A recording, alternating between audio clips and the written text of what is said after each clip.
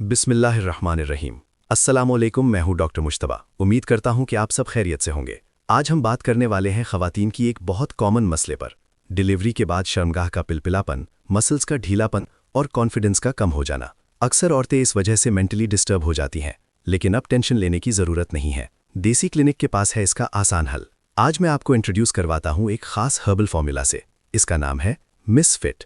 ये product pure herbal ingredient से तैयार की गई है, जो नेचुरली आपके बॉडी के मसल्स को ठीक करने, टाइटन करने और ओवरऑल शेप इंप्रूव करने में मदद करती है। खासतौर पर डिलीवरी के बाद जो ढीलापन आ जाता है, मिस फिट उसको ग्रेजुअली बेटर करती है, बिना किसी सर्जरी या एक्सपेंसिव ट्रीटमेंट के।